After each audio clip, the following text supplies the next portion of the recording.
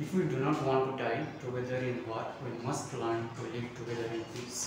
शुरू करने से पहले आप सबको बता दें कि हमारा इकरा कोचिंग सेंटर का ये फर्स्ट वीडियो है, ऑनलाइन वीडियो है और आज हम पढ़ने जाएंगे the United Nations Organisation and others के बारे में। ये बेसिकली शेवा बोर्ड के क्लास 10 का चैप्टर है पॉलिटिकल साइंस का, तो आज इसके बारे में पढ़ने जाएंगे। तो हमको पता है कि फर्स्ट वर्ल्ड वॉर कब हुआ था। फर्स्ट वर्ल्ड वॉर 1914 को हुआ था। 1914 में वर्ल्ड वॉर होने के बाद जब फर्स्ट वर्ल्ड वॉर हुआ था तो वर्ल्ड की सिचुएशन इतना भयानक था, इतना भयंकर था कि मतलब एक ऑर्गेनाइजेशन बनाना पड़ा फर्दर वॉर ना होने के लिए। ऐसा मतलब डेवस्टेशन वॉर ना होने के लिए एक ऑर्गेनाइजेशन बनाया गया था after the first world war. और इस ऑर्गेनाइजेशन का नाम क्या था? The league of nation.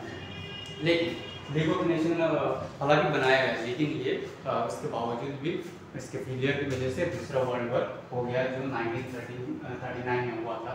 और दूसरा वर्ल्ड वॉर का परिणाम इतना डेंजरस था कि लोग मतलब वे रीथिंकिंग करने लगे कि हम लोगों को फिर से एक नया ऑर्गेनाइजेशन बनाना पड़ेगा और उन्होंने to ensure world peace and to stop wars in future, इसलिए बनाना पड़ेगा कि ताकि फर्दर फ्यूचर में कोई वॉर ना हो। इसीलिए नेक्स्ट और एक हम लोगों को क्या बनाना पड़ेगा? एक ऑर्गेनाइजेशन बनाना पड़ेगा।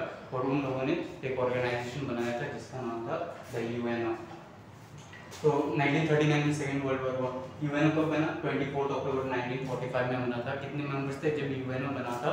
उस यूएनओ में 51 मेंबर्स थे। 51 मेंबर स्टेट्स ने यूएनओ को साइन किया और उसके मेंबर बने। कहाँ पर लोकेशन कहाँ पर था? सैन फ्रांसिस्को में। और इसके बाद के आज के डेट तक भी वो अपना काम अच्छी तरह से कर रहा है, इसीलिए सेकेंड थर्ड वर्ल्ड वॉर नहीं हुआ आज तक। एट प्रेजेंट वो फर्दर इस 51 फर्स्ट तो बिगिनिंग में 51 स्टेट्स थे और उसके बाद लेटर ऑन धीरे धीरे एक एक करके स्टेट्स जुड़ता गया और आज एट प्रेजेंट कितने मेंबर्स हैं? 193 मेंबर्स थे। और यूएनओ का जो हेड ऑफिस है वो अमेरिका में है, न्यूयॉर्क में।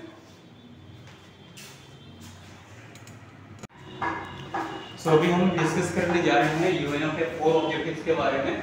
तो यूएनओ बन गया है, उसका क्या?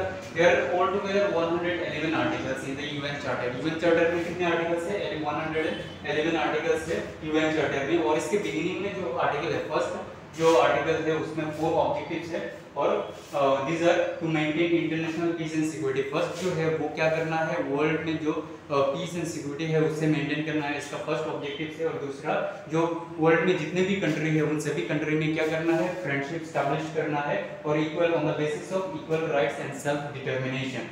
और थर्ड वाला क्या है? Third objective protection of human rights, तो encourage the protection of human rights and freedom of the people. और फोर्थ जो ऑब्जेक्टिव है वो है to encourage solving of economic, social, cultural and humanitarian issue with the global cooperation. अगर किसी country में कोई भी ऐसा इशू चल रहा है, इकोनॉमिक भी हो सकता है, पॉलिटिकल भी हो सकता है, सोशल भी हो सकता है, कल्चरल भी हो सकता है, या फिर ह्यूमैनिटेरियन कोई भी इशू है, या फिर किसी कंट्री में, दो कंट्री में या दो से अधिक कंट्री में अगर वॉर चल रहा है, किसी वॉर लाइक सिचुएशन है या फिर वॉर चल रहा है, स्टार्ट हो गया है, तो इसे कौन सॉल्व करेगा, कौन रिजॉल्व करेगा इस इशू को? ये यूनाइटेड नेशन। और इसके ऑब्जेक्टिव में ये पड़ता है। आर्टिकल्स कितने हैं? 111 आर्टिकल्स है, ये ध्यान में रखना है। ऑल टुगेदर कितने आर्टिकल्स है? 111 आर्टिकल्स है। और यूएन के चार्टर के जो फर्स्ट आर्टिकल है ये कौन सा ऑब्जेक्टिव डिस्कस करता है? कौन मेनली 4 ऑब्जेक्टिव्स का मतलब इसका फोकस है। ये 4 ऑब्जेक्टिव एग्जाम के लिए इंपॉर्टेंट है।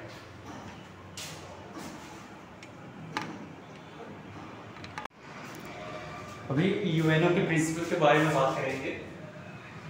प्रिंसिपल्स ऑफ द यूएन, इसके प्रिंसिपल्स क्या है? First principle is that the UNO established on the principle of equal sovereignty of all member countries. UNO के जितने भी मेंबर्स थे उनको क्या देना पड़ेगा? इक्वल सॉवरेनिटी देना पड़ेगा। सॉवरेनिटी मतलब क्या है? The power that a country has to control its own government, इसे कहते हैं सॉवरेनिटी। तो the UN established on the principle of equal sovereignty of all member countries।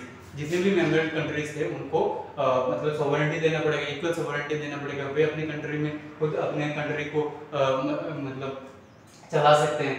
All member states shall perform their own duties and responsibilities by obeying the rules as mentioned in the UN Charter. In UN Charter के जितने भी rules है उन सभी को मानना है, उन सभी को मान के उनका जो ड्यूटीज हैं एंड रिस्पॉन्सिबिलिटीज है उन सभी को क्या करना है, उन सभी को करना है। इसका मतलब सेकंड प्रिंसिपल ये कहता है। और थर्ड प्रिंसिपल जो है, all the member states shall settle all the disputes peacefully and without affecting peace, security and justice. अभी 193 मेंबर्स है यूएनओ के, यूएनओ में, तो उनमें आपस में भी तो झगड़ा हो सकता है ना। आपस में भी अगर कोई डिस्प्यूट्स होगा, अगर कोई झगड़ा होगा, कोई इशू होगा, तो अपने आप क्या करेंगे, वो अपने खुद से उन झगड़े को क्या करेंगे, पीसफुली सॉल्व करेंगे without affecting peace and security and justice. और फोर्थ जो प्रिंसिपल है, the member states shall extend help and support to the UNO if and when the UN ask for.